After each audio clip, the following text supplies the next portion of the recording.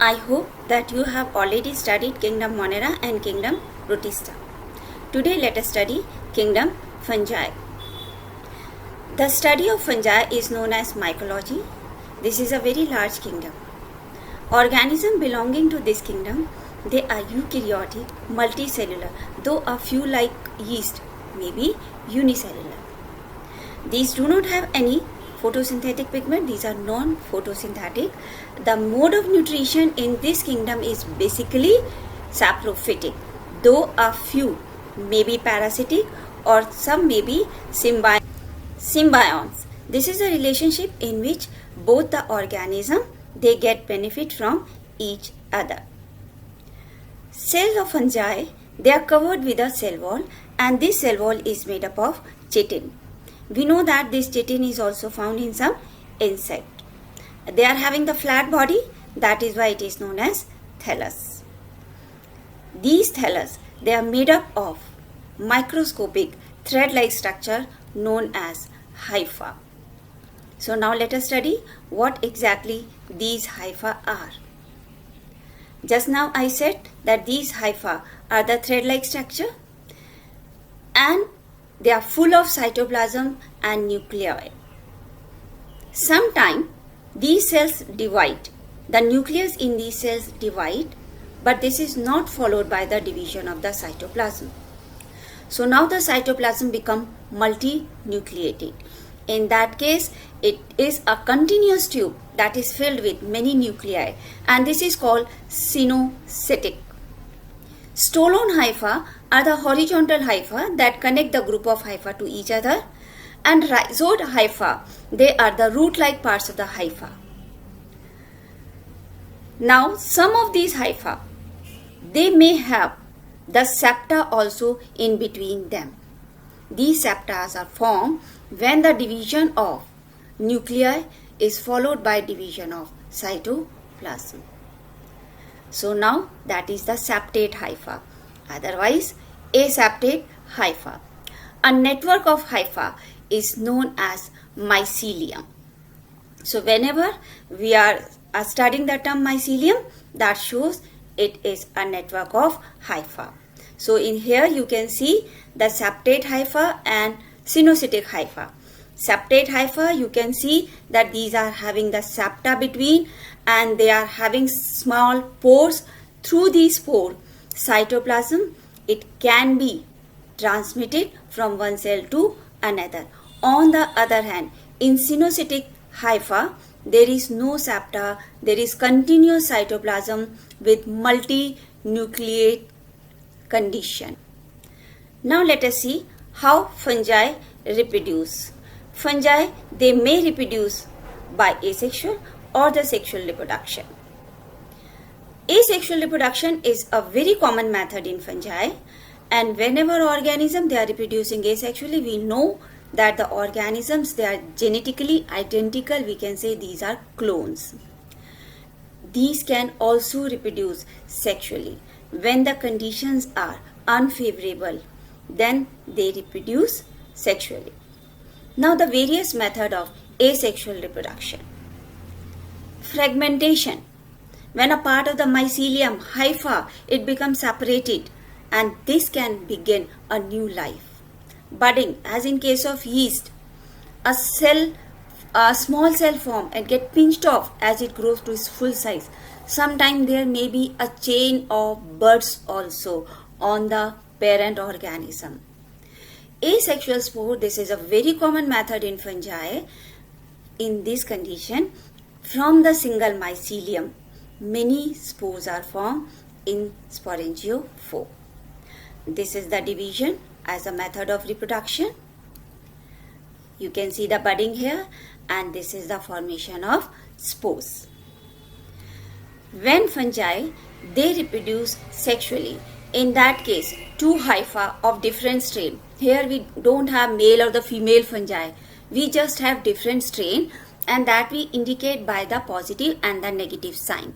So two hypha of different strain, they conjugate, they unite, and then they form spores.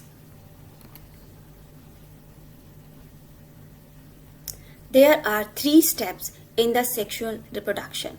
The first step is the fusion of protoplasm, and that is known as plasmogamy. In plasmogamy, there may be two motile or two non-motile gametes of different strain that I have already informed you. They get fused. Now next condition is, now I just said that there are two protoplasm of two different hypha, they get fused, but I didn't say that nuclei they get fused. So in the same protoplasm right now there are two nucleus. This condition is called dikaryon condition. N plus N, there are two nuclei in the same protoplasm. So this phase it remain for some time. Now these two nuclei they will get fused and now a zygote is formed. So now karyogamy occurs. After this a zygote is formed and now meiosis occur in this zygote to make the spores.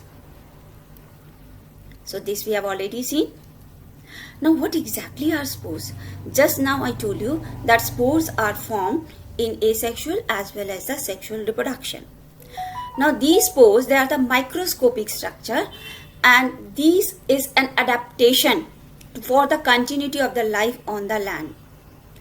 These spores, they ensure that the species will disperse to the new location because these are very light in weight, and these contain a reproductive cells that can form a new organism whenever the favorable conditions are there. These are non-motile, these are not having any such structure. I just said these are very light, so these can be carried away by the wind. Now let us study what are different types of fungi. Fungi, they are divided into different classes. Phycomycota, which we commonly call bread mold, and Ascomycota, sac fungi, Basidiomycota, club fungi, and Deuteromycetes, imperfecti fungi. Now what is the basis of division into different classes?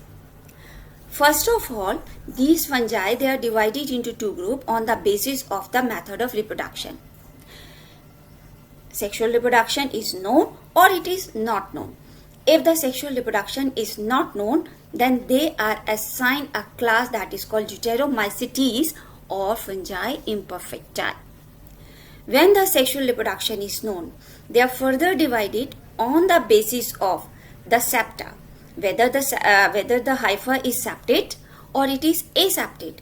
When the hypha are aseptate, cynocytic, in that case, they are called Phycomycota. So the second class becomes Phycomycota. Phycomycota, this include further two groups, Oomacetes and Zygomacetes. When the hypha they are having septa, then this is further divided into two different classes, Ascomycetes and the Basidiomycetes.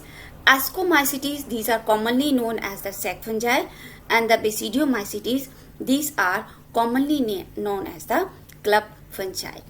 So now let us study first of all Phycomycetes. Phycomycetes, these are found in the aquatic places, moist places, moist soil, decaying wood, or any damp places they are found.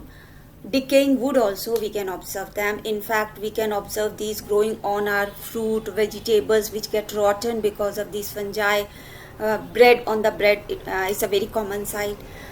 Commonly we call them as mold. These also include blight. Just now I have informed you that hypha is without septa. These are aseptate. Now the reproduction in Phycomycetes. These reproduce asexually by the formation of motile zoospores or non-motile aplanospore. And these are formed in the fruiting body called sporangia endogenously. When I am saying endogenously, means inside the fruiting body. And zygospores are the spores which are produced as a result of sexual reproduction. This is the cycle of Phycomycetes. Here you can see that this part is showing the asexual reproduction. This is the sporangium, and sporangium is producing the spores. When two hypha of different strain, they conjugate, they combine and form a zygote. In this zygote, meiosis division occur, and as a result, haploid spores are produced. Now let us study the second class of fungi, that is Ascomycetes. Ascomycetes, they may be multicellular, they may be unicellular like yeast. Yeast is included under Ascomycetes. These are having septate hypha, maybe saprophytic, maybe decomposer, maybe parasitic. And these are having branch mycelium. As far as reproduction in this is concerned, asexually these reproduce by conidia. Conidia are produced exogenously on the outer side of the conidiospore, and ascospores, these are the spores which are produced as a result of sexual reproduction. Here you can see how the sexual reproduction occur here. Two different hypha or two different strain, they combine and they conjugate, then meiosis division occur, and as a result of 4 ascospores are formed, and now the mitosis division occur, and these 4 multiply into 8 ascospores. These ascospores, they germinate to give rise to a new fungi. Now let us come to the next class, that is Basidiomycetes, also known as the club fungi. These we can observe growing on the soil or on the damp wood as parasite, that is smut and rust. Mycelium in this case is branch and septate. Asexual reproduction is not known in this class. Vegetative, yes, it can be by fragmentation. They are not having any special sex organ, only the hypha of different strain they can combine, and that form by the process of karyogamy. A zygote is formed that divide by the meiosis division, and this will form 4 basidiospores. You can observe it.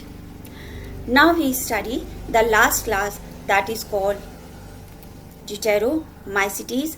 A member of this class are also known as fungi imperfecti because sexual reproduction is not known in this.